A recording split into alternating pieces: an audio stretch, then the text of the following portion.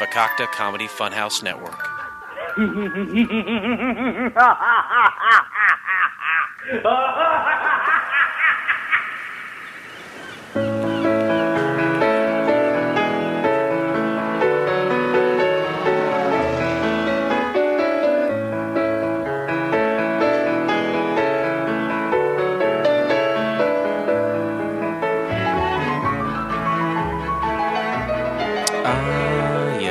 It's Couch Pilots, my friends, the show that dares to fly into the unknown territory of awful television pilots of the past. My name is Jason. I'll be your captain this evening, but you can call me the Black Magic. And across from me is my good friend, Philip Rest Assured, Captain. Hello. How are you? Good. You look very happy despite all of your open wounds and bandages and seemingly self-hatred through the text you send me. Yeah. Have you reached a point where you've plateaued into insanity? I think so. I honestly... Welcome. Yesterday during the drive home from our camping trip, I was listing off a number of things that were wrong. And just in your life in general? In my life in general. And... ran out of paper? And I looked at Molly and I said, even you are part of my problem. Oh, gee. Even your wife, the stewardess. Wow, good thing she's... doesn't listen to this or anything you do. So yeah, I kind of had a 7 on a breakdown scale. Right. Yesterday, a 10 would be hospitalization. What now would a 9 be the time that you lost it on one of your podcasts back in the day? Was that a 9? Did you say you blew up? Yeah, that was a 9. That was a 9. Yeah, but spending a lot of money on bandages. I was taking them from the captain's lounge. I was taking the bandages for my arm because I burned it on the tailpipe of the plane. Yeah, you gotta stay away from that. You really have no business being back there. I don't know why. I was trying to get some girl's luggage. Oh, I see how that works. And Tarmac John had left, and I was like, "I'll get your luggage," You go back there and lean it against the plane yep. like you're all cool business, and then boom. Bzz. Boy, well, I hope you heal up nicely. I hope the scars are minimal. Maybe some cocoa butter you could rub on that. No, it's past that. You're past the point of cocoa butter? Three layers of skin have already came off. Oh, boy. Can you see muscle? You can see nerve endings. Is that where the dermis is? Because you got dermis, and then you got epidermis, right? I don't know all that lingo. It's just layers of skin. Legal mumbo jumbo. Legal mumbo jumbo? How are you, though? I passed the bar. That's how I know all this legal mumbo jumbo. I tell you that much. You could be on L.A. Law. I was thinking Franklin and Bash, like when they reboot that in a couple years. Yeah. I'll be the Mark Paul Gosselaar. I think you've got it made. I think I might even be the Breckin-Meyer character too. I'll be both of them. How about brick and mortar? Yeah. Do you think Breckin-Meyer should open up a restaurant called Breckin-Meyer's Brick and Mortar? Exactly. I'd go there. Or they could open up like a remodeling place. Yeah, like he could be a contractor. Yeah, great ideas. like kitchen cabinets and tile and. I don't even want to talk about failed pilots anymore. Let's just talk about possible business ventures for C-list actors. That'd be a great podcast. Hey, for $5 a month on Libsyn.com, we can do it. Oh boy, and should we ever? And so should you. Welcome, all my friends, to Couch Pilots, the show that we fly through the air. We fly through the air for you, and we listen to we watch crappy shows, and then we report back to you because we love you. It's all about our frequent flyers. You know what? You're right. At the base of everything, it's just about relationships. Whether it's with our frequent flyers, whether it's with a man-made machine such as the Pico. This is the best relationship I have in my life right now. A relationship with my father is horrible. Right. A relationship with my grandmother is horrible. Correct. A relationship with my son is horrible. Yep. The relationship with your daughter is not well. It's not going well. You took her camping this weekend. She's not a fan of you. She doesn't like me at all. I sent her out there knowing that she would come back more appreciative of me, and God damn it if that didn't happen. So, in a way, I was helping you as a father. Yeah, that's how we maintain such a great relationship, is that we scratch each other's back in that way. Right? Lower. Ooh. To the right. That was a little too low for my comfort level. Smell your finger. There it is. Nice. Just real quickly before we jump into the show, I saw Tarmac John today. I don't know if you noticed this, but it looks like he's growing like a full beard. Yeah. And it's in such a hot time during the summer to be doing that. It is an ill-conceived time to do a beard. But he's not much of a thinker. He's a doer. He's a doer. He's a mover and a shaker. That's right. But not a thinker. He knows he's not a chief. He's an Indian, right? He's a follower. He's the guy who says, you know what? I'm going to be your muscle. You point me in the direction, and I'm going to run as fast as I can. He's like, I'm going to tune that guitar for the Led Zeppelin tribute band.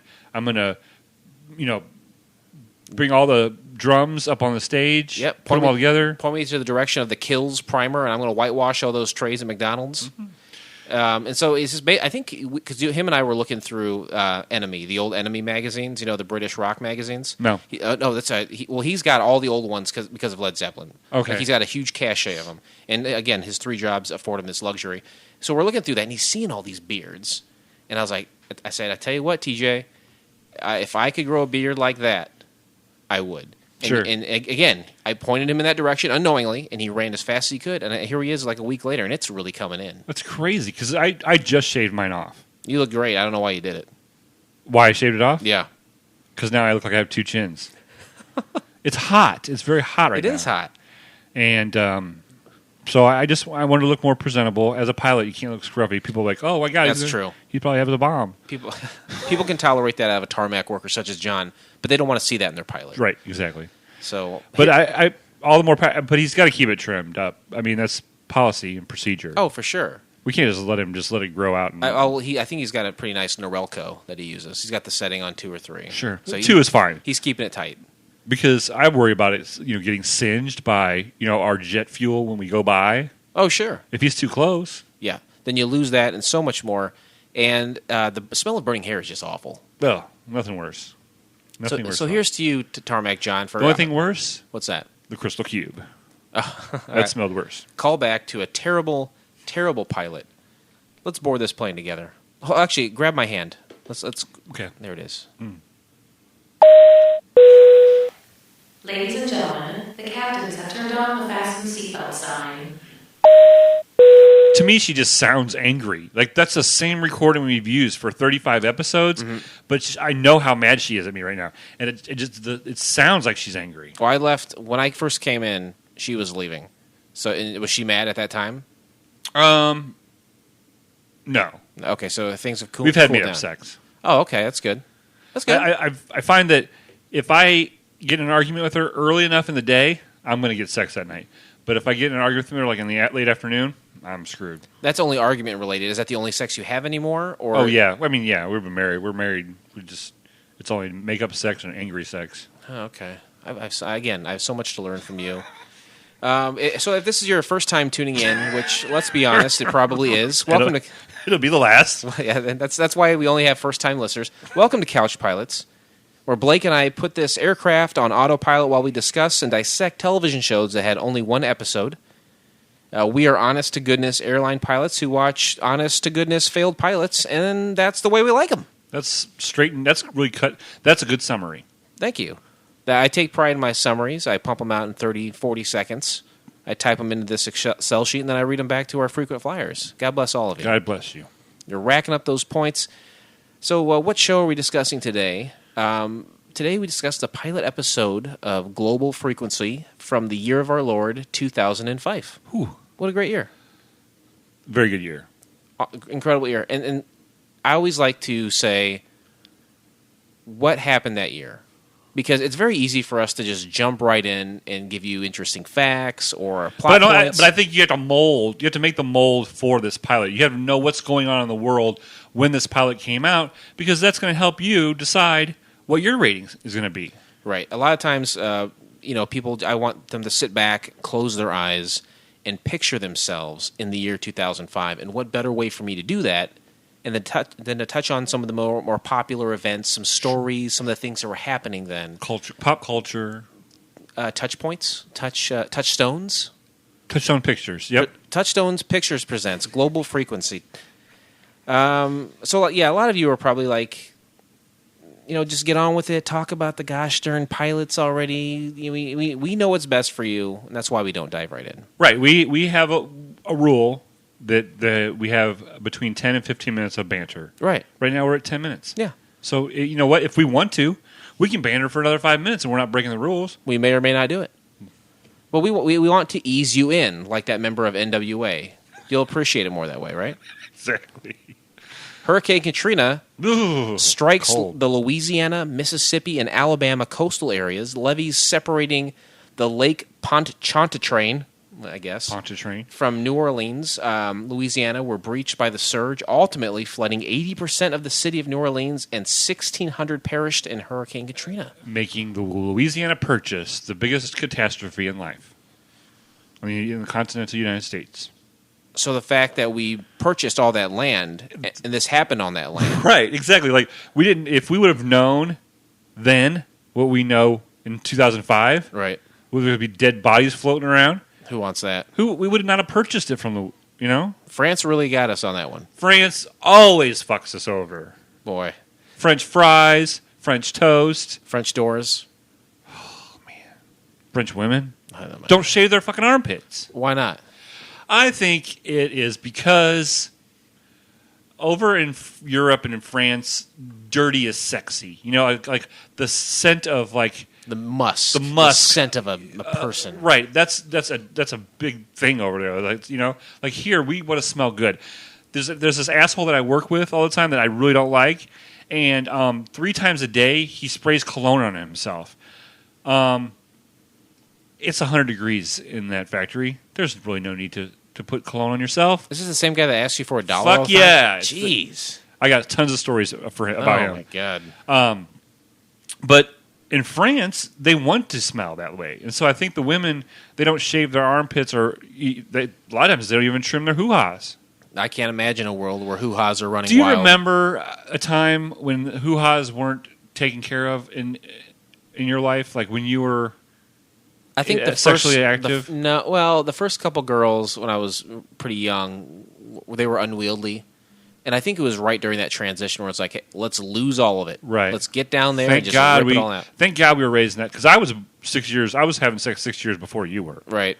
And let me tell you, it was not It's as just it was not as kosher and as the Wild West of pubic It hair. was the Wild West of pubic hair. I don't mind a little bit, right? I don't mind a little bit, but if I get down Like a there, landing strip. sure, nice, fits in pretty well with the theme of the show, I'd say. But if I go down there and I come up with a mouthful of Brillo, you know, I'll pass. Thank you. Sure. So I mean, there's cleaning out your nostrils and there's cleaning the plaque off your teeth. There's 2 different things. that's right. Good segue into the video sharing website. YouTube was founded. Speaking of YouTube, Yeah. very important. I want to make an announcement. Okay. We are releasing every episode, the video for every episode, Right. on our YouTube page. Just type in Couch Pilots Podcast. But also, every single episode that we've ever done for Couch Pilots is available on YouTube in audio form. How many more ways can we give this to you? I don't. However many more ways Libsyn gives me the option, because I'm iHeartRadio, YouTube, Google Play, Stitcher, iTunes. Anywhere where podcasts are available, we'll be there. Anywhere you want it, that's where we'll be. That's the what? What's that song? Any way you want it, that's the way you need it. Any way you want it. Oh. I think there's going to be a point where there is one format per person listening. I think what's going to end up happening is we're just going to go to everyone's house. I really have a wild Pubic hair up your ass? wild pubic hair between my teeth that we're going to start live doing this show, and I don't want to do that. I'm not doing that. Okay. Pope John Paul II dies. Ooh. Over 4 million people travel to the Vatican to mourn him. Are you a Pope guy? No. Did you grow up in the church whatsoever? I was baptized Lutheran, but I joined the Lutheran church to play basketball. That's a good reason to join any. Yeah.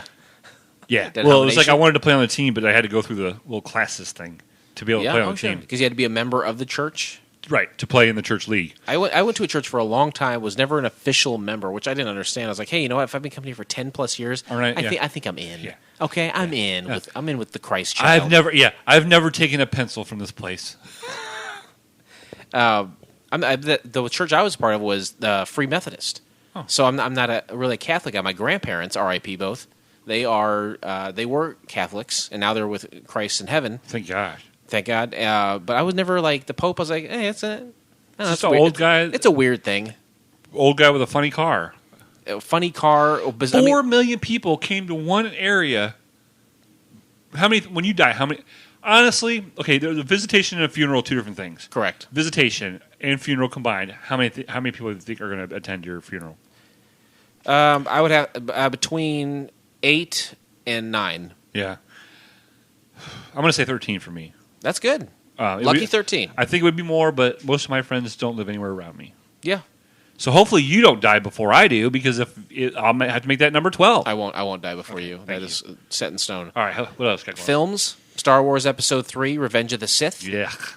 Charlie and the Chocolate Factory, Batman Begins. With Charlie and the Chocolate Factory with Johnny Depp. Yeah. Yeah, I liked it. Did you really? Yeah. Brokeback Mountain. Loved it. It was good. Loved Brokeback Mountain. It was good. It was really good. I felt uncomfortable during it, which you should. But I really think that if those 2 guys were podcasters, Yeah. it would be like I would be Jake Gyllenhaal and you would be River Phoenix. Because those are the people who are in that movie. One of them I got to be right in one of them. I remember the first season of South Park, and they had like a film festival in South Park. They were kind of playing on the Sundance Movie Festival, and they were saying, "Ooh, this festival's coming to our town in South Park, and it's ruining the town." And one of the films, or maybe a handful of films, were all about gay cowboys, because that was like the indie film gay cliche. And this was a mainstream movie about gay cowboys. Why would they make a mainstream movie about such a cliche? Why would they do that? It turned out to be a good movie. Oh, because right after that, gay people could get married. Oh, perfect. Mostly cowboys. So Ang Lee, the director, the Chinaman director of Brokeback Mountain, essentially ushered the way for homosexual marriage in this country. Yep. There was parts of that movie that were uncomfortable, but also it showed a love and devotion between 2 human beings. Which part was uncomfortable? Like the anal sex? The anal sex in the tent. The man-on-man anal sex? The forceful anal sex. It wasn't even like, hey, come hither. It was, I'm going to do this to you, and whether you like it or not. Yeah. It was almost rape. I think he spit on his hand first. Oh, well, that's cool. Okay, I didn't see that part of it. It was Michelle Williams and Anne Hathaway, I think, were the wives. And I think at least one of them women got naked. That'll put you back at 0. Right? Yeah, I went to a bar not too long ago that had that movie poster up on the wall. Really? Yeah, it was a gay bar. Which one? Locally? In Bloomington. Huh. Brett Conlon played there. Brett Conlon played a gay bar? Uh-huh. Huh. Interesting. I thought it was a good movie. Yeah. I'm okay with it. I'm comfortable with my sexuality. That it didn't bother me. I'm pretty comfortable with your sexuality, too. Batman Begins, I like that. I thought it was pretty good. Which one's that? That was the first one. With Joker as Jack Nicklaus?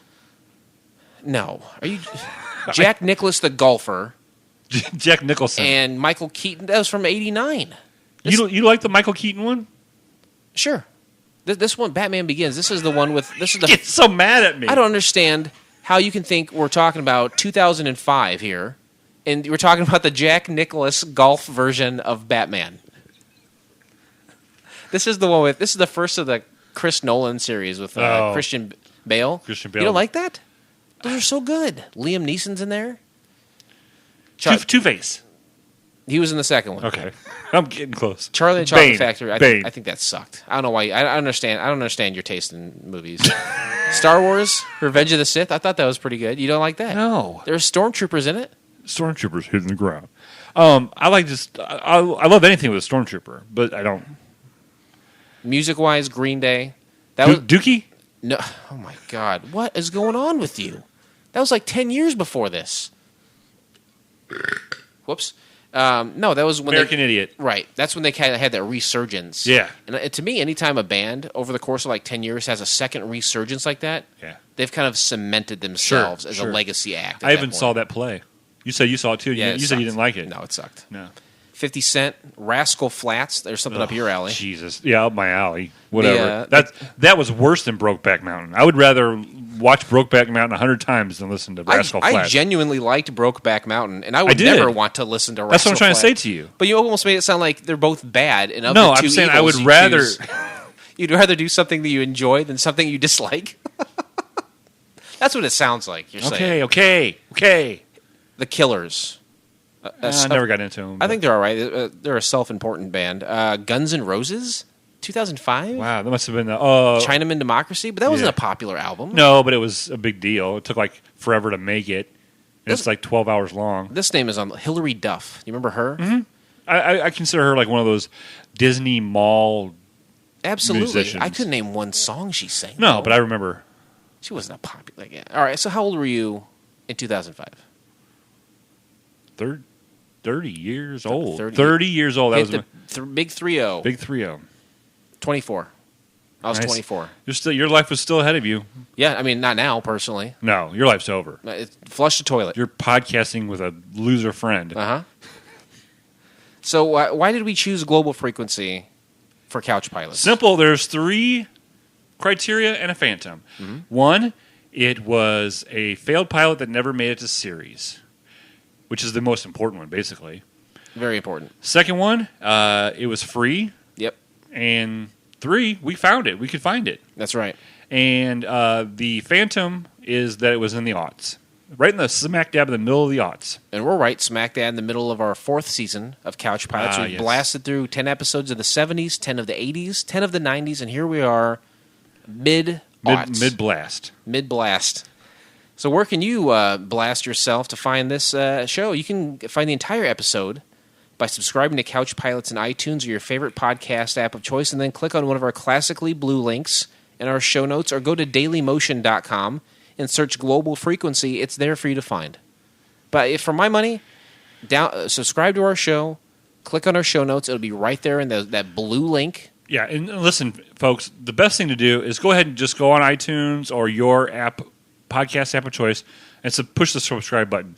That way you don't have to go, oh, it's Monday, and there's a new Couch Pilots. Just push subscribe. Our show will pop up right there. All the show notes for that current week. Everything's going to be perfect. The episode that we're watching is right there. The episode for next week we're going to cover is right there, too. It's all right. And the best thing of all is, in this world of cyber crimes, these are blue links that have the Couch Pilot guarantee of safety. Sure. And once you click that, it's going to take you directly to the pilot. And don't worry about anything else. Your computer's safe in our hands. Push subscribe. It solves all your problems. Mm-hmm. You don't have to click anything. Yep, I agree with that completely. So let's take the plane off into the air. Flight attendants, prepare for takeoff, please. That sounds really good for some reason. Well, it's all your expensive recording equipment. It sounds really good tonight. Buh. I love it. It's my favorite of the drops. All right, let's hear it again. Flight attendants, prepare for takeoff, please. God, it sounds great. I know why. This is my guess. A lot of marital turmoil. Every one of these drops is your wife talking. That's true. This is the only one that isn't. Nailed it? It's my broke back drop. High five it. Nice. Summary of the plot. Or the pilot. Both. The global frequency is everywhere and nowhere, and it's mankind's best defense against everything that occurs outside our peripheral vision. Intense. Vague, but vaguely accurate. Mm-hmm. It's very intense. At first, when you told me that was a summary, before I watched it, I was intimidated. I'm not going to lie. I was a little intimidated. There's a lot of room for big stuff to happen in that summary. Right. So, and right now in my life, I can't handle big stuff. Well, tell me what you can handle. What can I give you to handle? Just getting through this episode. Oh, no. That's all I can do. Is, like, if I get through this episode without crying, screaming, or throwing something, if you get the plane up, which I can. And if you get the plane down, I can do that. Lord hopes I can do the rest of it. Put on autopilot, man. Kick back and relax. The autopilot button doesn't work. Uh-oh. Can't rely on that. I thought, you know what? Maybe I'll bring Blake some chips and salsa tonight. He seems like he's in a rough mood. I'll give him some chips and salsa. I opted for the Concord Grape Love it. craft soda instead. I'm going to have it for the second episode. Fantastic. Let it cool down right now. Huh? Yeah. It has to be, due to Drunken Lullabies, tells me it has to be at an optimum temperature of 45 degrees. You and I just recorded an episode. It was just you and I and Dustin for Drunken Lullabies. And you're not a booze guy. You don't drink beer. So we drank craft soda. We almost died. I felt terrible. The next day, I felt horrible. Like I had a crash. I had a huge crash, sugar crash, and it was awful. I love Coca-Cola. We drank all these different fruity drinks. I felt horrible. I felt most of the time I feel worse than when I drink booze. Yep. It was awful. That's sugar cane will do it too. Oh my God! All right. Well, hopefully we'll lift everyone's spirits by getting into one of our most polarizing segments, Interesting Facts, where we talk about things that happen behind the scenes. So, Global Frequency. After viewing the pilot, executive. Let me just stop right there. Why are you stopping? Interesting Facts. I don't want to go into this blind. I think I take for granted sometimes that people know exactly what the segment is about. But in fact, maybe many people do not. The Interesting Facts section is where we deliver facts to you. And all of our listeners, they probably will think, oh, that was interesting, or that was great, or I didn't care for that one. But here's the truth. I don't give a shit. I don't give a shit what you think about these facts. I don't want to hear about what you have to say about them. If we wouldn't have already put so much money into making signs that says Interesting Facts, right, and on our business cards said Interesting Facts, and on the Couch Pilots T-shirts says Interesting Facts, if we had to spend all that money, we would call it Dumb Facts we don't fucking care about. Or just or Facts. Fact section. The title of the section has ran away from us, essentially. Yep. But it became bigger than us. Absolutely. And these are they're set in stone. Like a gremlin.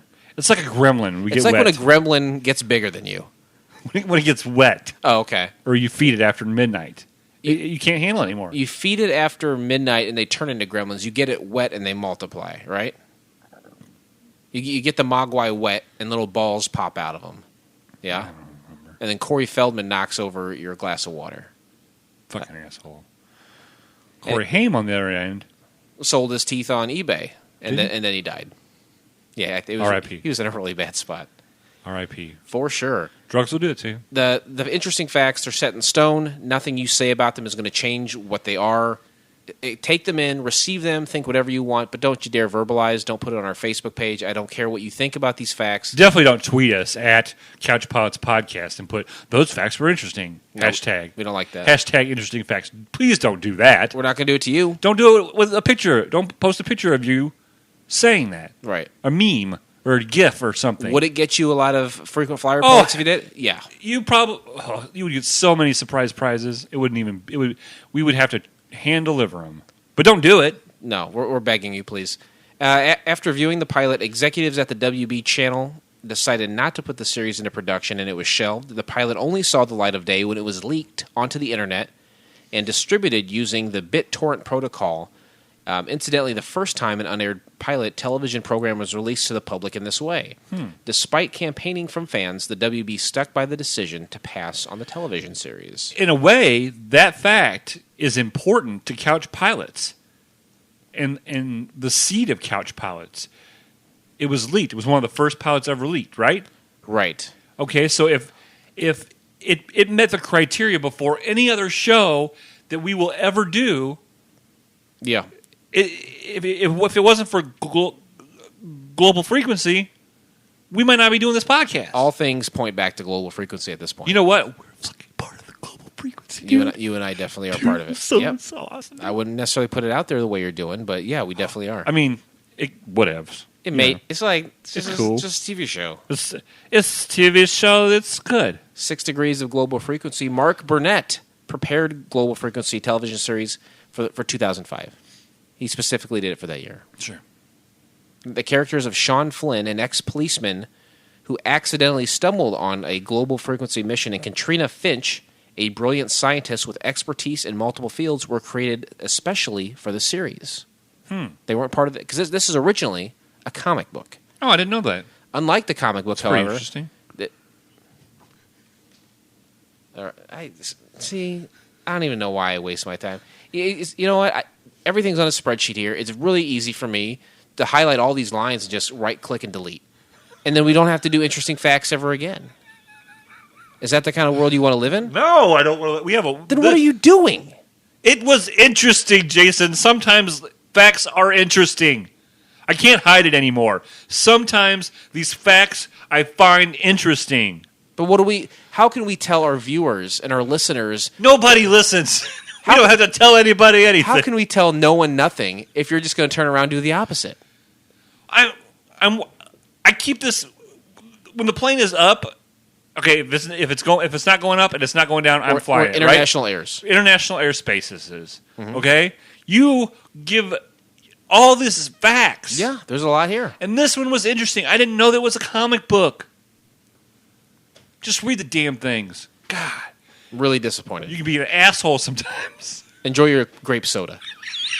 Fuck me, right? Unlike the comic book, which had an ever-changing cast of field agents, Flynn and Finch were to be regulars along with Zero and Aleph, with other frequency members coming in as and when necessary in supporting roles. This would allow for the character continuity expected of a television series, and yet allow other characters to be killed off as in the comic book. So I think what it says there is like, hey, this is just like the old Star Trek. Yep. You got 6 characters wandering around a planet, and a 7th guy you never seen before. Who's getting killed? Yep, the 7th guy is going to get killed. Go ahead, please. Great stuff. Great stuff. Just complimenting you. Do you want to end this now? What I want to do is... I'm just going to pull the plug on this Zoom H4n. I want to give you a jackknife powerbomb through our console here. And I'm going to take the plane down. And you know what? That's going to be the most listened to and the most viewed fucking video. The end of Couch Pilots? Yeah. And then I'm going to jump in the black box, because the black box always survives. Oh, yeah. And then there'll just be fire raining down from the heavens. We definitely need to... you know what? Speaking of that black box, I don't think we've had it serviced. It's like a fire extinguisher. Usually they put those elastic bands around it to keep it in one place. Bungee cord? It's rumbling around the back. Every time we turn, I'll make a note. I'll look into it. Thank you. A pilot episode based heavily on the first issue of the comic book was produced, but the WB, the original intended network, did not commission the series. John Rogers was the principal creative force behind the television incarnation, writing the pilot episode, with Ellis credited as the producer and creator. That is Warren Ellis. Other writers waiting to come aboard included David Slack, Ben Edlund, and Diego Gutierrez. The pilot was directed by Nelson McCormick. Cool. I guess. The unaired pilot was leaked to the internet in June 2005 and continues to be downloaded and shared primarily via BitTorrent and other P2P networks. Although it was popular and critically acclaimed, according to Warren Ellis, the creator of the comic book himself, the leaking of the pilot annoyed Warner Brothers to the extent that they killed the project. That's stupid. That's his take on it, I guess. That's dumb, though, by the standards of Warner Brothers. Like, here's something that people want to see. Right. Just put it out. You've already filmed it. Just put it out. So some of these pilots are so expensive. Why not make this one had to have been. This one had to have been. I expensive. would think it would be pretty pricey. And I'd also say, why not just make like 6 of them? Put it on during the summer, the dumping grounds, see if it garners any kind of traction at all. You know, Yeah. Even if it's a year later. We've talked about shows that have been released 2-3 years later that were held up for whatever reason. Sure. To fill for some sort of contractual obligation or whatever. But why? I don't understand why some of these things just don't air. In November of 2009, Production Weekly's Twitter revealed that a new television adaptation of Global Frequency was being worked on by the CW television network with writer Scott Nimmerfro. I don't know. Nothing from Nimmerfro, in my opinion. In November of 2014, this is fairly recently, It was announced that Fox was producing a new Global Frequency pilot produced by Jerry Bruckheimer and written by... Oh, that's the one who... Con Air? I think he's No.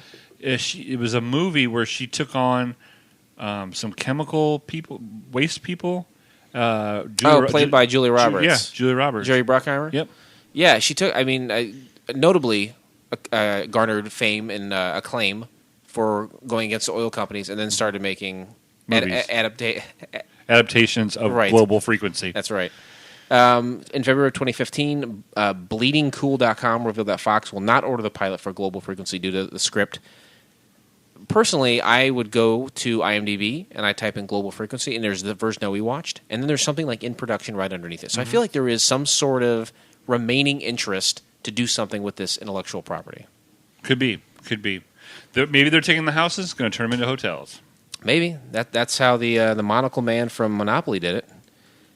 Now, this is a new segment of the show. This is ostensibly called Twitter Responses. That's pretty original. Fairly original. 2 words by themselves mean nothing. Together, powerful. We started taking a more proactive role in contacting those involved with the pilots that we're discussing, and this week we heard from a few folks. We first reached out to Warren Ellis, who has spent a lot of time in the world of comics and wrote the comic book Global Frequency, and should rightfully have his name attached to any future incarnation, whether or not he has any direct involvement with it. And when asked for anything fun or any interesting tidbits, Warren directed us to John Rogers, who was credited as the other writer for the pilot. John Rogers is a seasoned writer for such movies as Transformers, Catwoman, The Core, as well as a few television shows, including I think it was on TNT, Leverage. Mm-hmm. He is probably up there with Michael Ian Black in regards to contributors to the show. Friend of the show. And Micah Wright, too. Micah Wright? He was like the head honcho on the list. Yeah. And I think what we're going to do when we get to the new Couch Pilot Studios, hopefully someday, right, on the wall, we're going to put everybody's pictures. Wall of Fame. Wall of Fame. Yeah, yep. Twitter Wall of Fame for sure. Twitter fame. Twitter famous. John Rogers had this to say. He sent us an email because we contacted him and he's like, "Hey, drop me your email address and I'll unload some inside knowledge." So we honest to goodness are getting some inside stuff on Global Frequency. Sure. Maybe things that no one knows about it. So he had this to say. He says, "Hey guys, hope you dig the semi-legendary unaired pilot, one of the first leaked. Later they started leaking pilots intentionally for buzz, but they were not happy when this got out. Anyway, a couple of quick notes. Jenny Baird is Australian. Now, this is the girl who played Katrina Finch. Okay. The really beautiful blonde. She's in your eyes, the buxom blonde. Absolutely. He says she never breaks her accent when she's doing a U.S. accent. So I was a little shocked to hear her speak in her native accent for the first time after rap. And you know what? I get that. I'm not an actor. Sure. But I think if I was trying to maintain an accent, I couldn't be able to wobble back and forth without screwing it up or mushing it up. Sure. You got to go in head first and stay there. Amy Garcia is still a pal. Now this, talk about beautiful people. This is the Mexican lady who was sitting in front of all the computers at the control station. Beautiful. She started on Dexter. I don't know if you ever watched Dexter, but she was on a few seasons of Dexter. And yeah, she's her name was Aleph, I think, on the show, or Aleph or something. And she was the one basically at the control center of Global Frequency doing all the computer hacking. She had the most beautiful eyes. She's a gorgeous woman. A+ to you. Thank you. No, to her. Oh. Amy Garcia tells me that she still gets fan mail about this unaired pilot 12 years later. Wow. So here's the thing. Warren, the creator of Global Frequency, the comic, Warren Ellis, is a cranky old English monster who writes very cynical stuff. But it's got the luxury of being cynical because at the center of each concept is a pure beating heart that drives the piece. It's optimistic dystopia. So, semi-high praise. Yes. When you watch the pilot, you'll see a scene where Amy Garcia, who does speak a couple of languages, calls in all the agents. They then do a round robin of all the experts chiming in from all around the world trying to save the city. Nelson McCormick, the director, had those people who are on the screens come into the set and do it live, so we could get the timing right on Amy and Michelle's reactions and conversation. Cool. Now, this is a part where they're trying to figure out who this guy is. They thought it was an English or an American guy. He turns out to be a Russian dude. So they were like, we got to find all the information about this Russian guy. So they put it out to all these agents, and so this is the scene where they're going through all of them. Put it out on a global frequency. That's exactly right. They say so. We do the first take in the middle of the night because the experts are there just out of the sight line, and it plays like a play would play. It plays in real time as if actually happening, and we don't break for a shot. We do the scene all the way through for coverage. The director, Nelson, calls cut, and I'm about to step out into the soundstage, and I stop. The stage is silent. The crew is silent, except, and I'm not kidding, some people are crying. I turn to the young woman next to me, tears in her eyes, and she says, "What if it was real? What if we could really help each other like that?" For 2.5 minutes in a warehouse in Vancouver, apparently that's where they filmed, the Global Frequency was real, and the beauty of the idea literally shattered people. That's a hell of a thing. That to me is amazing. That's the heart of this email. That's some really interesting stuff. Thank God. You could have dug through the internet looking for this, and you wouldn't have found that. You would not have found it. This is the only place you can get an exclusive just like this. And to a degree, I get it.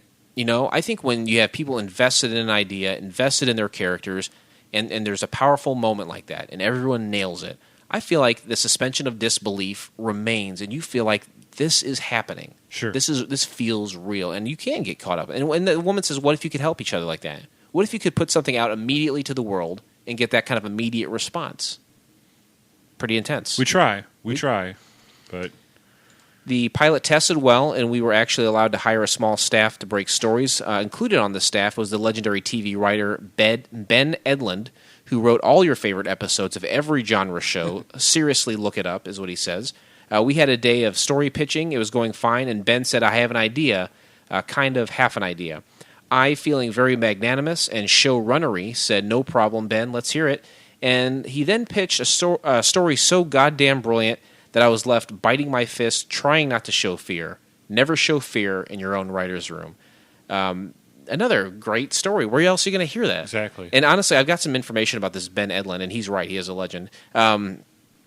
The show then fell victim to a network president change in the middle of the process. The WB was about to be folded into the CW with UPN, so our boss was out.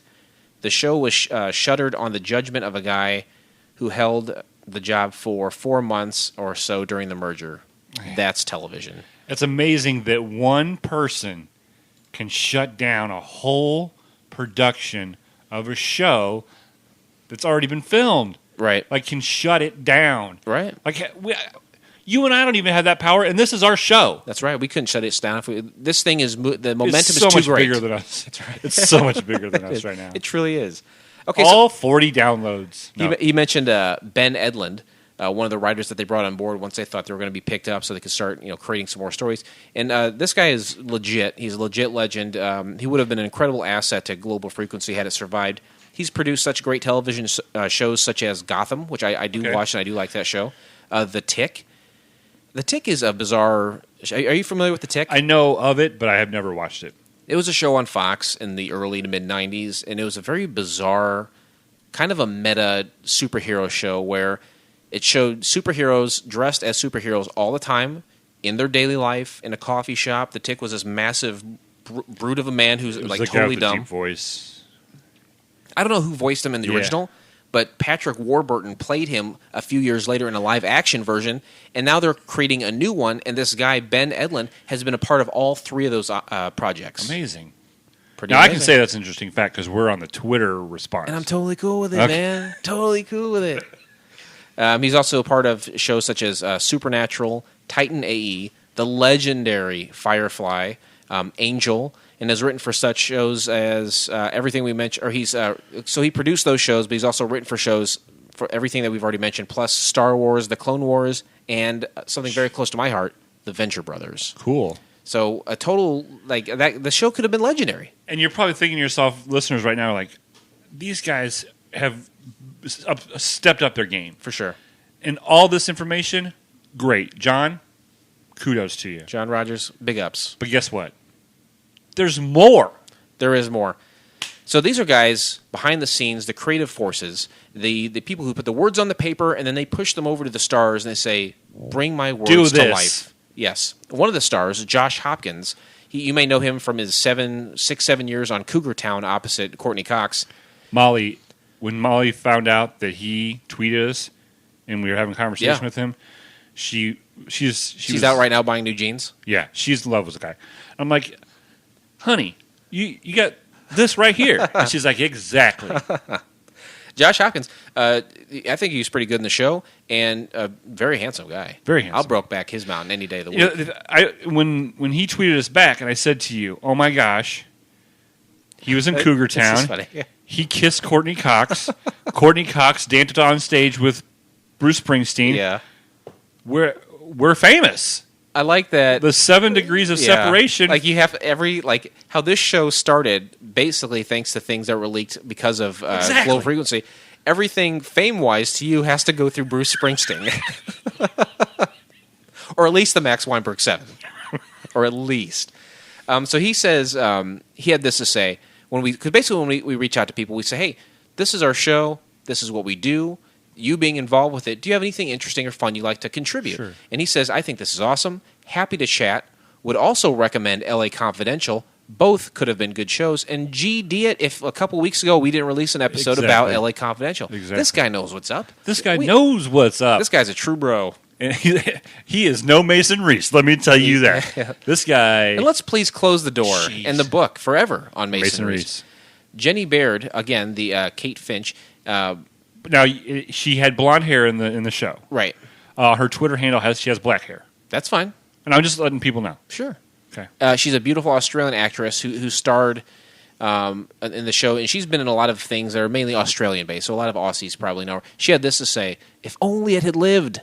And she's right. And then Josh Hopkins and Jenny Baird seem to have some sort of mini reunion. Right. And we're tagging because us of on. us. Yeah, and honestly, that's really what Couch Pilots is at its core, bringing people together. Bring people together. Like, people would say, guys, 45 minutes. You've never even talked about the show. But in actuality, we've given you more information about this pilot than anyone we've ever done. Yep. And of course, if you want to join in on our Twitter conversation and follow us like Constant Pain, the cartoon creator, Marker Wright recently did, go to Twitter and search Couch Pilots Pod. We'll be waiting for you there. We'll be waiting for you. Right. Let's take a quick break since we're so far in, and then we'll come back and talk about the pilot of the show. Sounds good. So let's listen to a little the song Inside Out. Ever wonder what inspired a songwriter to pen your favorite song? How did they come up with that cool chord progression? Or even how they got into playing music in the first place? Join the podcasting god, Amen, Blake Clayton, as he talks to the prolific songwriters in roots music to talk about the song Inside and Out. Join us every other Tuesday at fcfnetwork.com for the song Inside and Out. Also available on iTunes. I drink away the night. Thank you, the song. It's too dark to see. This show is built on the back of his singing. Global Frequency. Let's break down the pilot, but let's do it with, let's make haste. Okay, let's make haste. It opens, it says, hey, spies, experts, ordinary people from around the world save us from threats that we never see. And then we kind of scan the San Francisco skyline. We go down to like, it's nighttime. Chinese New Year party. Yes, something like that. At first I was like, oh yeah, this is a pilot done in China. I'm going to see foxy gals all night long. And by foxy, you mean Asian. Yes. Okay. And come to find out, they were in San Francisco. Obviously, Little China or Chinatown. I've actually been to Little Chinatown and there, and I tell you what, there are Chinamen and women there. Okay, let's go. Let us go. So we go into the city at night, and it's like some sort of festival. There's a lot of dragon parade stuff, and then you see a guy sitting at a bar, and he gets up and walks down the street, and he hears a weird noise in an alley. And I'm sorry. No, you're right. I'm blocking the camera.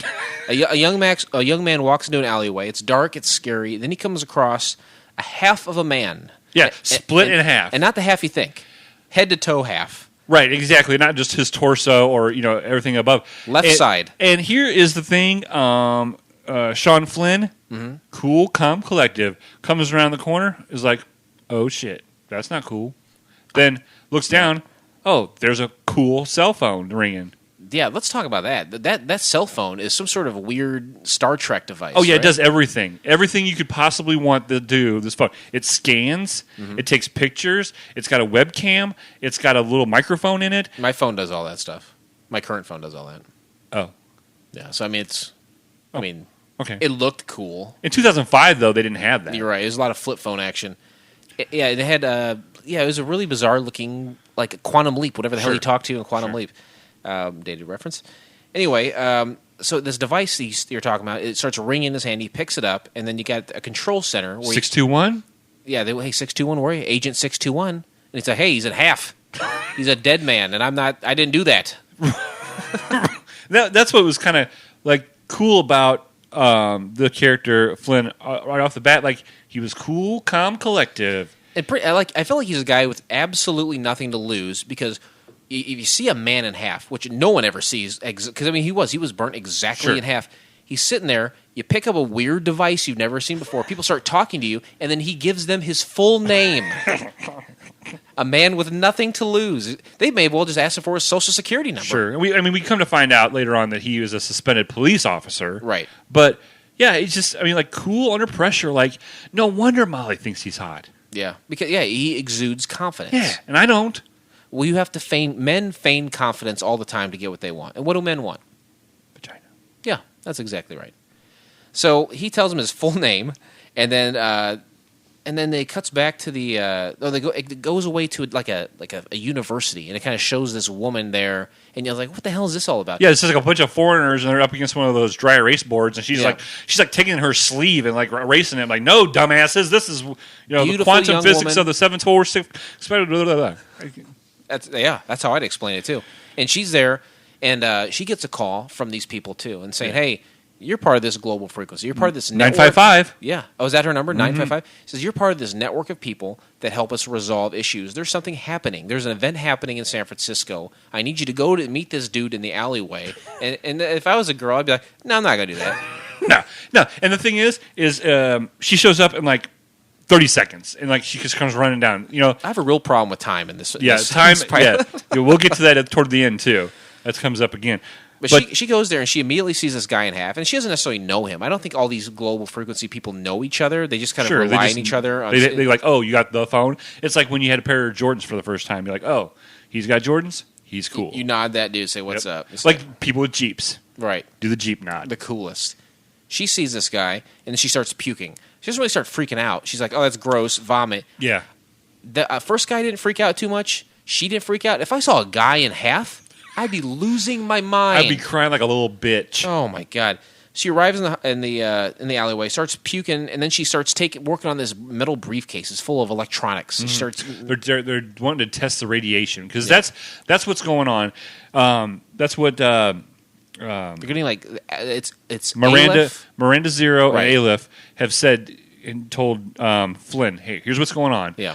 There's been little spots of radiation. They're getting bigger, and guess what? In an hour, there's going to be enough radiation event, to blow up a whole block. Now Miranda Zero and Aleph. Is it Aleph or Aleph or what is it? Aleph? Aleph. Okay, we'll say that. This rhymes with bailiff. They are in this dark area, and Miranda's kind of pacing back and forth. She's in charge of the global frequency. Right. She's the head of that, and the other girl is sitting there, kind of her tech person, her 12,000 oracle to Batman. Yeah, 12,000 computer screens. All everything, Beep, boop, beep. everything that they would need at their beck and call. Boop, boop, beep. Oh yeah, the boopa beeps and the All bops. the boopa beeps. Oh god, the boopa beeps. So she's. But working on the Miranda boopa- Zero is like a badass. Like she's like, you know what? You answer the phone. He's like, I'm getting the fuck out of here. And she's like, no. No smiling. Just you're doing this at this time. This is what's happening. She's a real taskmaster. Right. She don't mess around.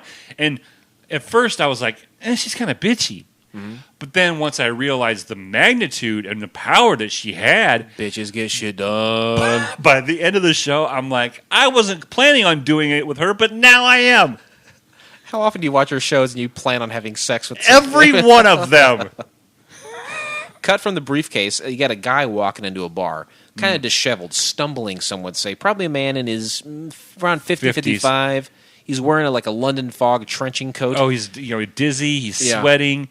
He sits down at this table. Starts bleeding from Starts the nose. bleeding from the nose. All the change all the metal. all the jukeboxes flip. I mean, it was a really cool the scene watching the change go all the way down the Right. It was cool, but you could say you couldn't figure out what his deal was. Like at first, you thought maybe when he came in the diner, you're like, oh, he's probably got AIDS or something. This does a good. Tuberculosis. I would hope he doesn't have AIDS because I don't want him bleeding in the area that I'm eating. If he's got Okay, AIDS. well, if he's got TB, it's going to be just the same thing.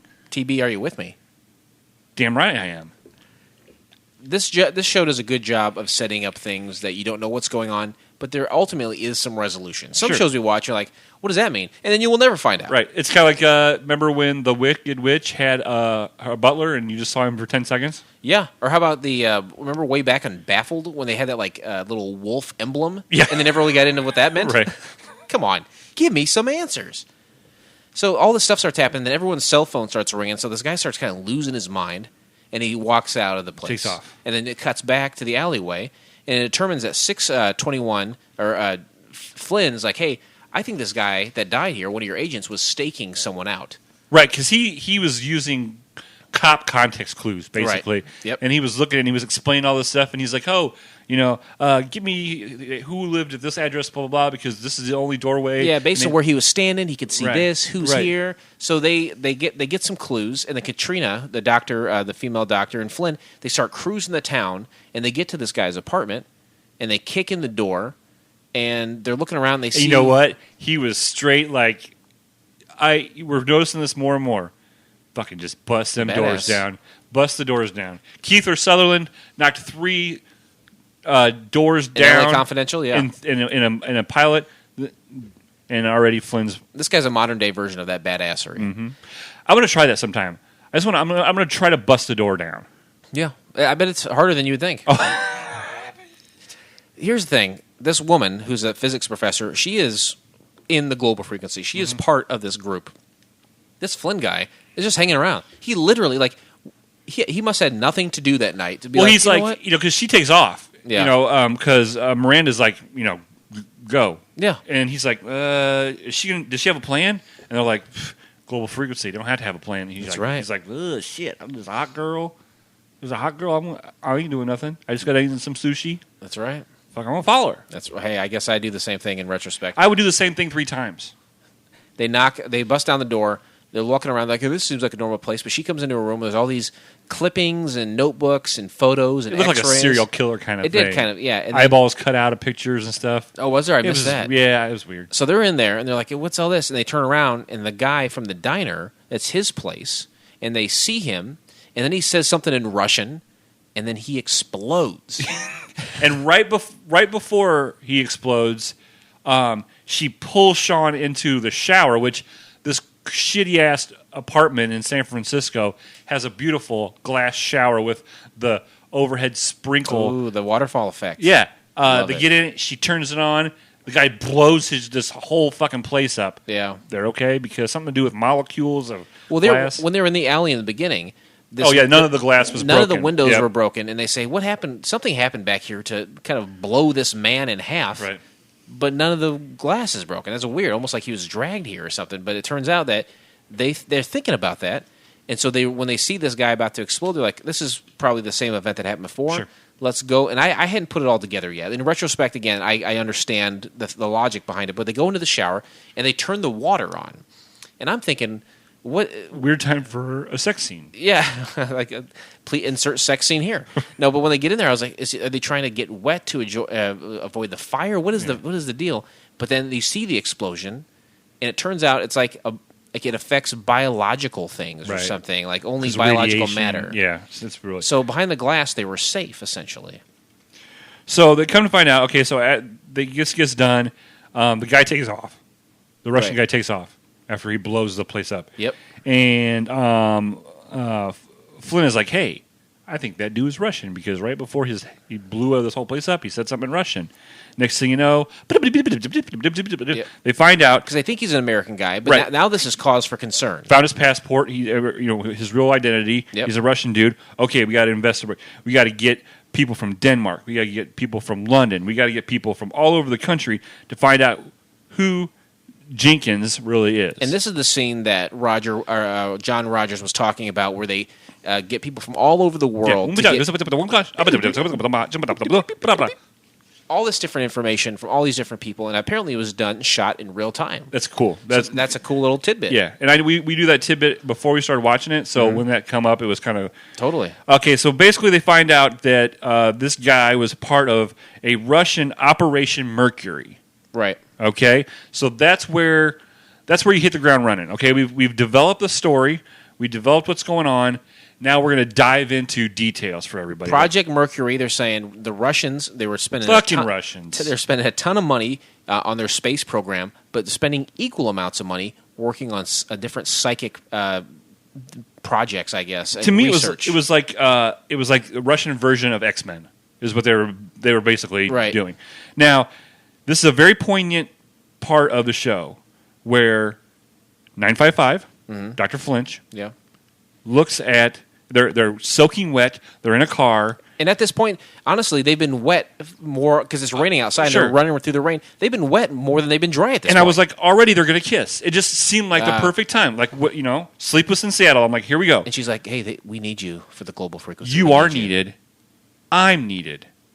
And I wrote this down. And I to me, it's a very poignant part of the show. Mm-hmm. It gives meaning to what they're doing. But then it made me think of you. What's this now? It made me think of me and you. How so? Well, you are needed to make this show wonderful. Wow. And I'm needed to make this show wonderful. We are part of the global frequency. You think so? I Maybe so. love you, man. I love you, man. High five. I love your man. Wow. Okay. Yeah. I mean, my heart is so full right now. Thank you. Miranda Zero, the person in charge of the entire global frequency, she gets the location from some guy about where this guy who worked on Project Right. Mercury. One of the Russian captures that after the Cold War, they captured this guy. And they've got him in a hidden prison somewhere. She's on the phone with this guy. She says, "Hey, where is this thing?" He said, "This what you're talking about doesn't exist." She's like, "I built she it." says, "Motherfucker, I built them shits. Now you tell me which one he's at. I know where they all are. I'm not going to waste my time. We got less than an hour at this point." Right. Missy Elliott would have been really good for this role. Missy Misdemeanor Elliott? Mm-hmm. Maybe so. Well, can you expound on that a little bit? Just badass. She hangs up the cell phone. Helicopters are right Come there. out of nowhere, dude. Someday I want me and you to be on top of a building. I want to shut my cell phone off, and that fucking helicopter just come up and we take off. Somehow Aleph knows. She's like, "Hey, once you get to the facility, you've got 55 seconds time to get through all the security." And mind you, from the beginning, when they're still talking to them in the alleyway, they says, "Hey, this radiation event is happening in 55 minutes." Right. And all this stuff is happening. They're driving around a busy city such as San Francisco. Right. They're talking to guys. Things are blowing up. People are bleeding in their waters at a diner. This is all happening in 55 minutes. So she gets to this facility, and and it's like, again, 55 seconds, and she's casually walking through it, and then she starts kicking people's asses. The techno music starts pumping up. This is extremely like The Matrix. Sure. And then even She had a more black so, overcoat on too. yeah, and then they got the scene where the SWAT guys are like running down the stairs with her. It's so Matrix. Mm-hmm. It's extremely Matrixy. Miranda finds her target and then questions him. She does. She Oscar. gets through there. Yeah, Oscar the prisoner. Yep. Oscar, and he was a Russian guy, and he was part of this Operation Mercury. And he explains, they had these people that had extra abilities, and they basically tried to enhance them and make them weapons. They did that by putting chips in their head. Well, in this one, his specific thing was chips. There was other people that had different talents or different things that They're trying to enhance and harness their yeah. And to me, again, that's X-Men, right? Yeah, it really is. Exactly. The Professor X would spend time with his students trying to mold their abilities to help the good of mankind. Right. So this guy, this Jenkins, we're going to call him Jenkins because I don't know his Russian name. Okay. I do. It was almost Vladimir Putin. It was like Vladimir Putin. Huh. It was so close to Vladimir Putin. They basically put a computer chip in his head when he was younger. This is many, many years ago. And okay, so over time, this chip, it's rusting, it's going bad, and he's essentially a human bomb. Yeah, he can walk around, and after a certain amount of time of absorbing electricity, the more electricity or whatever power that he's around, the bigger these hiccups, I guess. These computer they're chip. kind of like hiccups, yeah. Because he can't control it per se, and then he explodes, and then somehow reforms. Yep. And that literally is a villain from the Marvel Universe. Oh, really? I can't remember his name. Anyway, so we're back at the prison, and Miranda is caught by those same people that they were fighting earlier. Sure. Because the colonel or whoever's in charge is like, "Hey, light her up, shoot the hell out of this woman." Right. And they miss her, and then they go into the cell, and there she is sitting with this guy, and they're like, they don't shoot her. She's like, "Hey, why don't you call the Secretary of Defense?" Here's his number. Yeah, here's his phone number. Nobody has that number. No one's got that. I fucking got it. I got it right here. Call him up. I'm Miranda fucking Zero. Drop this knowledge on him, and he'll tell you what's up. Exactly. And she says, and you call him, and if I'm lying, I'm dying. I'm dying. 2 minutes, you can come back and shoot me. Yeah. Flynn and Katrina catch up with Vladimir, and apparently he's feeding off of the electricity like we're talking about, and he's going to have this big explosion. So they're like, "Hey, we want to help you. whatever's going to happen, it's happening in like 15 minutes here. Right. We need to help you out so no one gets hurt. And then he's kind of like stumbling away from him, and apparently he stumbles into a power grid which is accessible to anyone at any time. Right. That doesn't even look like it's used anymore. Massive generators are going. Oh, just humongous generators. Just as he walks by them, they start. Oh yeah. They start going.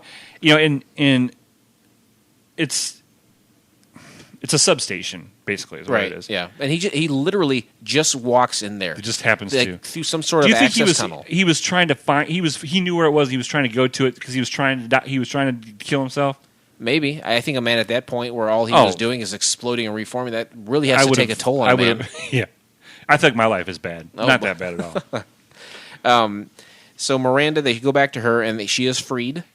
And then they go back to Flynn and Katrina, and they're in the power grid trying to shut it down to limit the explosion. Mm-hmm. They're in there trying to hack into the system to shut it down from that end because Aleph, who's doing all the hacking, she can't reach it. There's some sort of blockage where she can't get to it.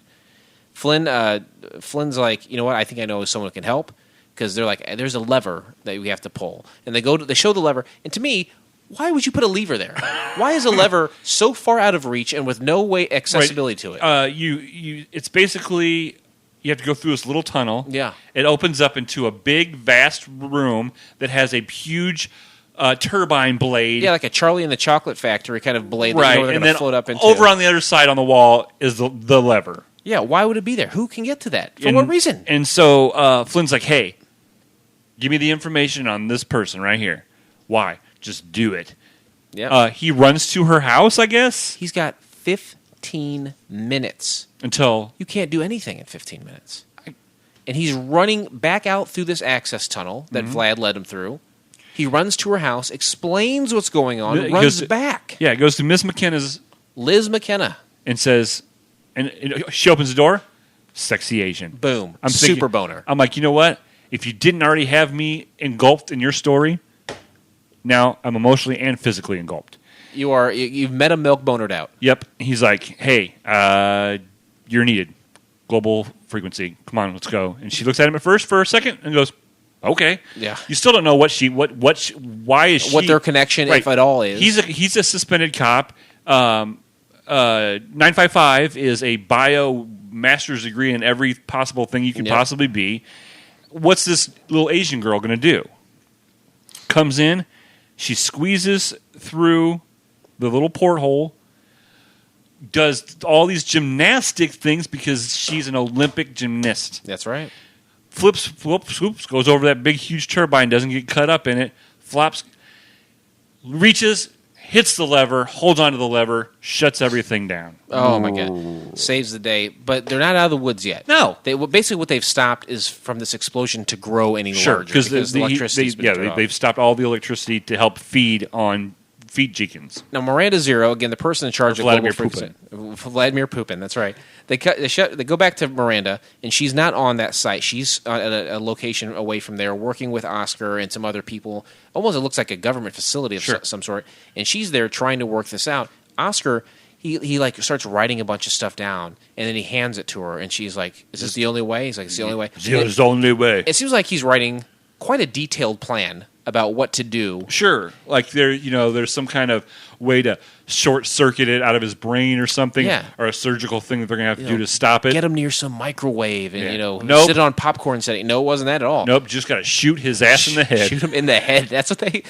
Why didn't he just say it? Why have to write that down? What could he have possibly written down that couldn't have just been? Gotta shoot him in the head. I thought that was silly. When it's time to shoot you in the head, I'm not going to write it down. I'm just going to say it. And please turn my body into glue, just like a horse. Flynn has a gun. He took it from some police officers outside that had been disintegrated by Vlad earlier, and he's got the gun. He's like, "You need a gun?" He's like, "I got it right here." It's like, "All right, shoot that guy in the head." And he's like, "I'm not going to do that." No. He's like, "Hey, smart guy. There's millions of people in San Fran. They're all going to die. Unless you kill this He's one like, I don't person. care. I'm not going to kill a man in cold blood. Right. It's like, you got to do it. This is part of being. It was very in cold execution blood. style. It was, because he was on like his knees, basically, just kind of super out of it, like, oh my God, I can't control this thing. And then he points at him. He's like, I can't do it. And then Vlad takes the gun and he says, please do this immediately. Yeah. I don't want to live anymore. You're going to save everyone. It's only a win for everyone. Damn your psychological repercussions. And boom. Does it. Boom, boom. High five it. Flynn walks away. One of the best scenes, like just the feel. He's walking away. 955 is watching him walk away, and you just see the pain. She's milk boning out. Yeah, she's milk boning out. He's all wet still. They're both soaking fucking wet still, and he was just walking away. Scene cut goes to him standing on the dock. Next day, looking at the newspaper, standing on the dock of the bay, watching the tide roll away. Newspaper reads, "Blackouts unexplained," and this is my favorite part. No federal or government agencies involved. Why would it say that? Right. Why would they say that? There's no who would when I lose power. I'm like something happened out at the grid or a local generator popped. Sure. It does happen on occasion. I don't think what is the government doing? Why are they have to be involved? What is the CIA doing with my electricity? Not the case. That's why I don't have Comcast because it's down every hour. Anyway, so. He's standing by the dock looking at the seagulls in San Francisco. Miranda Zero comes up and says, "Hey, you've got something that's mine." He pulls out the phone, hands it to her. And she's like, "Come work for me." Yeah. And he's like, "Nope, nope. I don't trust you. No, I don't trust you." Which, how can you not trust her? She's a badass. Oh, my God. And she says, "No, I got a lot of shit when I formed this global frequency. But I knew that ordinary people can do extraordinary things." That's right, because, she can do only so much. She is empowering these people out there to get the job done, and it's working. She sees that everybody has some kind of talent or something that... Something they can bring to the table. Right? Like me and you. Right. Okay, I'm a global frequency. This, 6969, that's my number. Okay, now what? Hey, we got this pilot TV show. Never made it to series. Blake, we need you to watch this pilot TV show. Can you do it? I'm on it. Click. Then I call you. Hey, this is 6961. Hey, it's 6969. Hey, buddy. Hey. Did you catch that episode of Marin last night? No, I didn't. I got to go. I got something burning on the stove. We can't. We got to do a podcast right now. What? We got to do a podcast. Global frequency. I'm on it. Be over at my house. Done.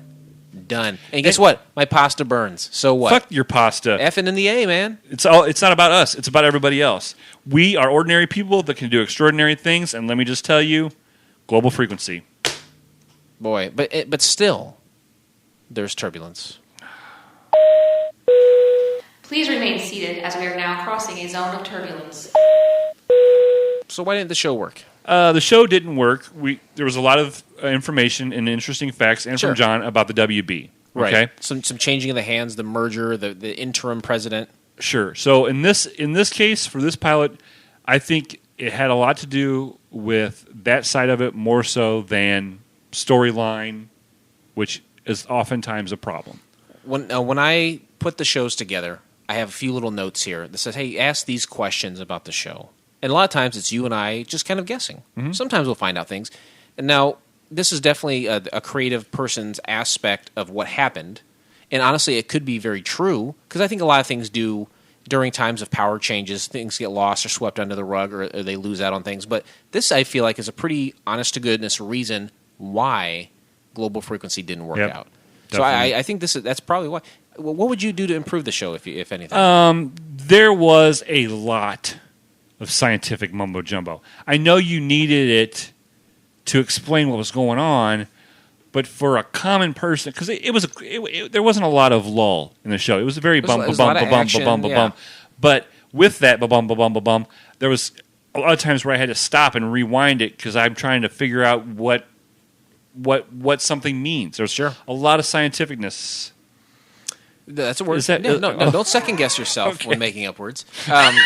Where would you like to see it go if it had survived? Oh, they have all kinds of different missions, quote unquote, that they've got to go through. Especially when you introduce what seems to be... It's global. Yeah, you literally have the entire world to work with. Right. But they introduce a little bit of, not necessarily paranormal, but like some sort of sci-fi aspect to it, where there is exploding people, which is not a real thing. X-Files, not so, but not so paranormal. X-Files definitely was more paranormal. You're right. Right, but I'm just saying it had the same kind of feel. A more high-tech, stylized... Government. Government agency kind of bad guys as opposed to ghosts. Right. Every week, I remember watching the X-Files when I grew up. It was Gillian Anderson, David Duchovny, just literally fist-fighting ghosts and different specters. Hello, to me, it's the same thing as Scooby-Doo. Really, think about it. Zoinks! Very shaggy. All right, we're going down. Ladies and gentlemen, as we start our descent, please make sure your seat backs and tray tables are in their full upright position. IMDb score, 7.7. Good. Critic reviews. David Allen Mack from ComicMix.com says there are a number of theories on why this didn't work. One plausible one is that I heard the show lost its rabbi, or the person who championed the show. Sure. So this is another person that says that can almost back that up. He says such a setback might be enough to sink any project, no matter how superbly it had been executed. It's also possible that without someone advocating for the show inside the corporate offices of the network, the series' pre-episode price tag was simply too high for someone to take the risk. And you know what? Yep. That's a great... Because you definitely have people, like I said, the creative side saying, hey, this is why this happened. But from the suit's point of view, you're right. We were talking about how expensive this might be. Special effects. Everything was on location. There was multiple sets. Miranda Zero's karate classes. All that shit adds up. That doesn't cost nothing. No. And this is a time That's a double negative, so that means it costs something. That's exactly right. That isn't not exactly right. So you've got all this expensive stuff going on, and I think, you're right. That totally adds up and gets you to a point where it's like, is it worth it? Because this is a time where reality TV shows are really popular. Mm-hmm. Like they are very popular, and reality shows, as we all know, cost almost nothing to make. So it's probably harder and harder at this time to come up with a reason to say, we'll spend all this money on this show. Or we could spend a little bit and have a popular show. Yep. And he also says that the pilot was flawed because of the staff fumbling the ending. And he says, I can already hear many of you saying, but it was faithful to Ellis's original ending, and that is true. It was a solid ending for a dark, gritty comic book story. And a pilot had been commissioned by HBO or Showtime, but it would have been equally appropriate for that pilot. But this was a pilot, essentially an audition for a network weekly television series, one that has to worry about advertiser revenues and a fickle viewing public, with a few exceptions for the audiences for network TV simply don't like their fare this dark. And it was a little dark. It was a dark ending shooting a guy in the head. It was. Yeah. I mean, who knows? This is just as one guy's take. Viewer reviews, good premise, decent acting, 9 out of 10 scars. Everything good goes away. 10 out of 10 scars. Died before its time. 8 out of 10 scars. Amazing pilot. 9 out of 10 scars. The greatest TV series never made. 9 out of 10 scars. Slight but fun. 6 out of 10 scars. I must have seen a different pilot than other reviewers. 2 out of 10 scars. The cheese stands alone there, my friend. I think everyone seems to enjoy this pretty well. Except that guy. And I think in just a few seconds we're going to find out how we liked it. Okay. Ladies and gentlemen, welcome to FCF Airport. Local time is 11:11 and the temperature is 69 degrees. For your safety and comfort, please remain seated with your seatbelt fastened until the captains turn off the fasten seatbelt sign. We told you what we're watching. We told you when it came out. We put you in that mind frame. We talked about the stars and the people who created what they had to say about it. We broke down the pilot. We put them back together. Yeah. We rekindled friendships. We brought people together from across the globe. You're welcome. Yeah. We heard what the critics said. We heard what the reviews, the viewers had to say. Now it's our turn. Blake, I turn to you using our classic Wings scale from 1. All the classic characters from Wings, the television show from the 90s, the 1 being the worst score you can get, so Roy Biggins, all the way up to Faye Cochran, Antonio Scarpacci, Joe Hackett, Lowell Mather, Helen Chappell, or the famed number 7 Brian Hackett. What do you give Global Frequency?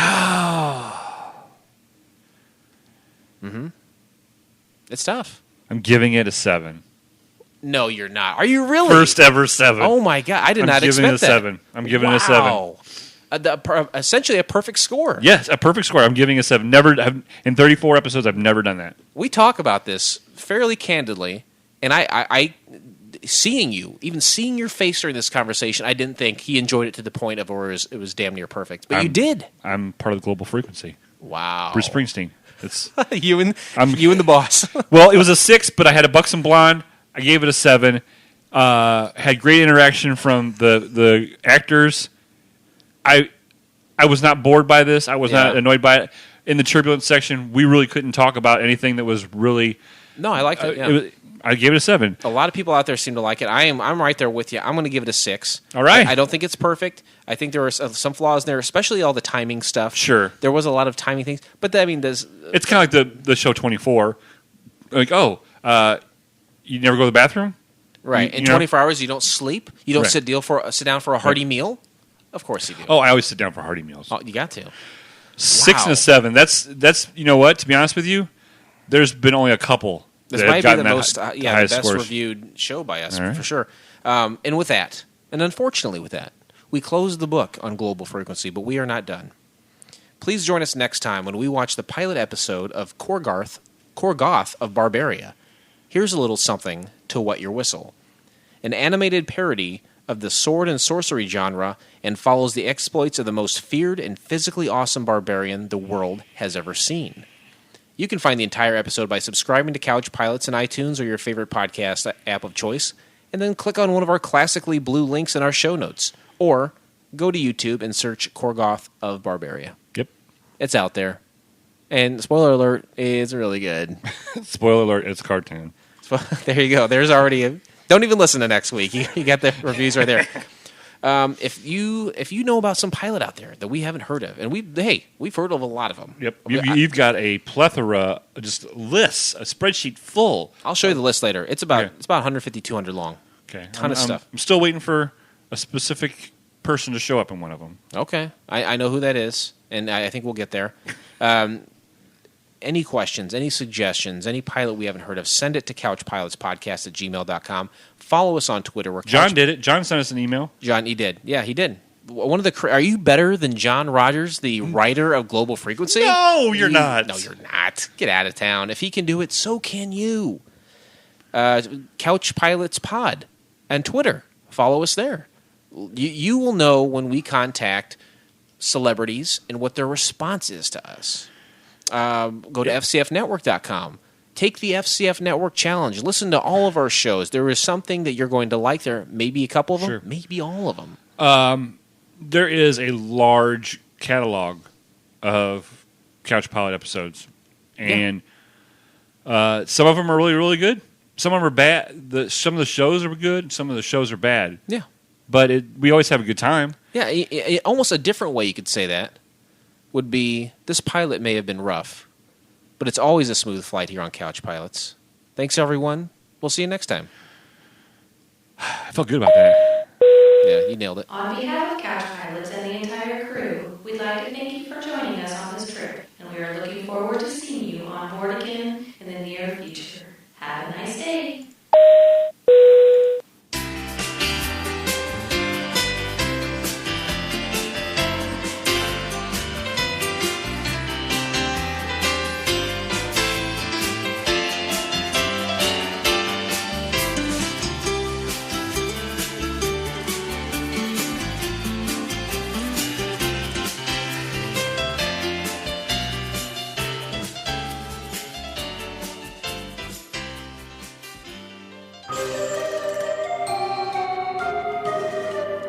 This has been a Fakakta Comedy Funhouse production, produced by Jason Tosher, executive produced by Blake Clayton. For more information and content, go to fcfnetwork.com.